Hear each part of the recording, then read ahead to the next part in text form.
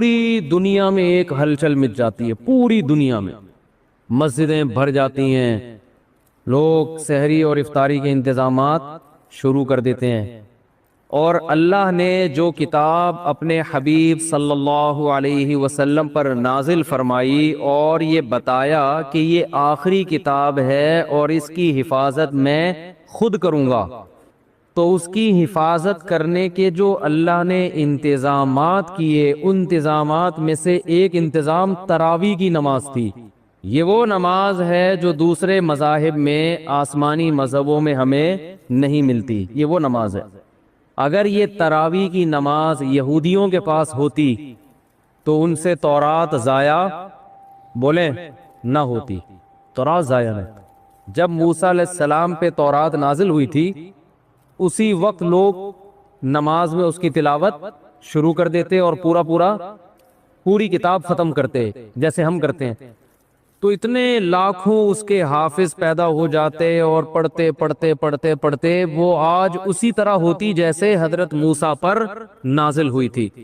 یار بھائی اس کو دن میں سیٹ کیا کرو بیٹھ کے، اس وقت نہ تجربے کیا تو وہ جو بھی لایا ہے نا یہ آپ کی ذمہ داری ہے، یہ ان کی نہیں ہے۔ وہ ان کو لانے کیوں دیا آپ نے؟ یہ تو آپ زیادہ سمجھتے ہیں نا مائک کیسا ہونا چاہیے۔ اب یہ آدھا یہاں تک آ رہا ہے، تراویح میں بھی ٹینشن، وہ بیٹھے گا ہی نہیں، وہ کیسے بیٹھے گا؟ یہ تو آپ کل صدر جائیں صبح اور لے کر آئیں، ٹھیک ہے نا؟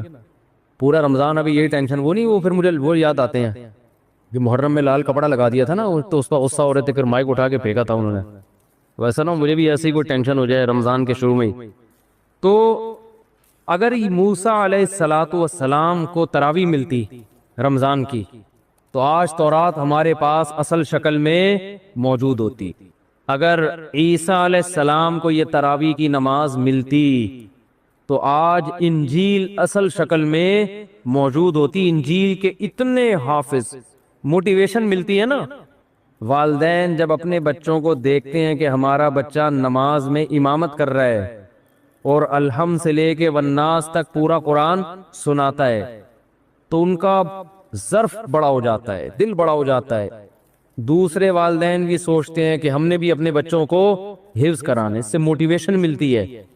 اتنی موٹیویشن ملی کہ لاکھوں کروڑوں حافظ پیدا ہو گئے، ورنہ لوگ سب اپنے طور پہ قرآن پڑھتے، بہت ہی نیک لوگ حفظ کر لیتے، باقی لوگ کیوں حفظ کرتے بھائی؟ وہ کہتے کیا ضرورت ہے۔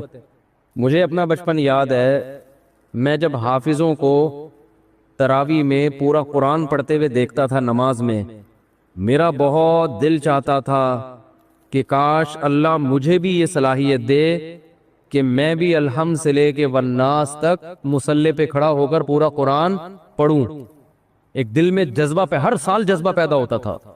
اب بچپن میں تو ہم اسکول کالج میں پڑھے، ہمیں کہاں ٹائم ہی نہیں ملا، لیکن جب ادھر کو آئے نا تو پھر بڑی عمر میں میں نے حفظ کیا اور بڑی تمنا تھی پڑھائی کے دوران حفظ کرتے کرتے بالآخر جب پہلی مرتبہ میں نے قرآن سنایا ہے تو پوری رات بیٹھ کے میں یاد کرتا تھا، پوری رات۔ بہت مشکل تھی نا، کچا تھا، سنایا صحیح تھا۔ جیسے مجھے یہ موٹیویشن ملی اور بھی مسلمانوں کو یہ موٹیویشن ملتی ہے۔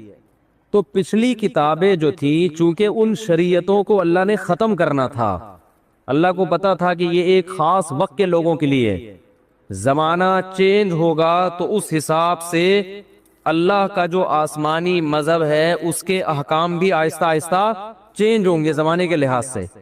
تو اس لیے اللہ کے علم میں یہ بات تھی کہ ایک آخری پیغمبر کو میں بھیجوں گا، محمد صلی اللہ علیہ وسلم، اور انہیں جو شریعت دوں گا وہ قیامت تک کے لیے قابل قبول ہوگی۔ ایسی شریعت ہوگی، وہ ہمیشہ، وہ ہر دور میں ہر جگہ پہ چلے گی۔ وہ اب آپ دیکھ لیں پچھلی امتوں کو جو روزے دیے گئے وہ 24 گھنٹے کے روزے تھے۔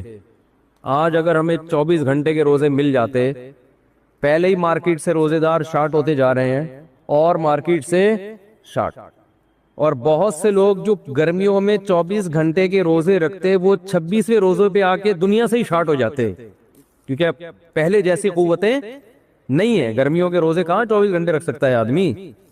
تو روزے میں اعتدال پیدا کر دیا اللہ نے۔ آج جو ہم نے آیتیں پڑھی اس میں کُلُوا وَاشْرَبُوا حَتَّى يَتَبَيَّنَ لَكُمُ الْخَيْطُ الْأَبْيَضُ مِنَ الْخَيْطِ الْأَسْوَدِ مِنَ الْفَجْرِ کہ کھاؤ اور پیو یہاں تک کہ فجر کا وقت ظاہر ہو جائے، فجر تک کھانے کی اجازت ہے تمہیں۔ تو یہ جو تراویح میں ہم قرآن پڑھتے ہیں نا، یہ رسول اللہ صلی اللہ علیہ وسلم نے شروع کیا، اللہ نے آپ پر وحی کی۔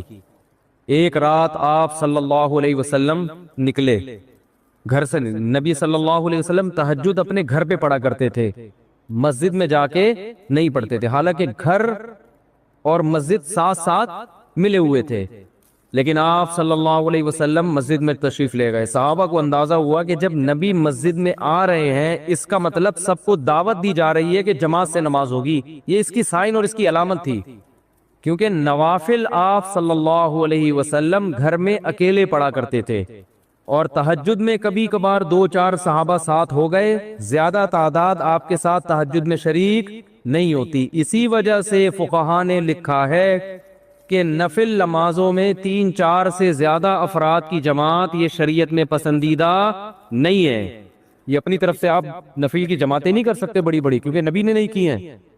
اشراق کی نماز اکیلے پڑھی، اوابین اکیلے پڑھی ہے، لیکن رمضان میں آپ مسجد میں جب تشریف لائے تو صحابہ سمجھ گئے کہ یہ اپنی نماز نہیں ہوگی، بلکہ اس میں ترغیب دی جا رہی ہے کہ جماعت ہوگی۔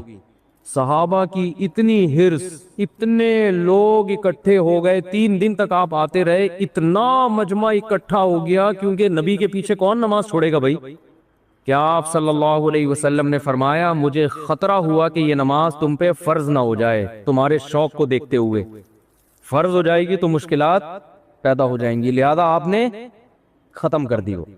لیکن جو صحابہ جن میں تفقہ، جن میں بصیرت تھی، وہ سمجھ گئے کہ نبی چاہتے ہیں کہ یہ نماز لوگ پڑھیں، لیکن آپ اس کو 5 نمازوں کی طرح فرض کرنا نہیں چاہتے، لیکن چاہت ہے، ورنہ 3 دن بھی نہ پڑھتے نا۔ صحابہ نے دیکھ لیا کہ نبی کی یہ کیا ہے، بولو چاہت۔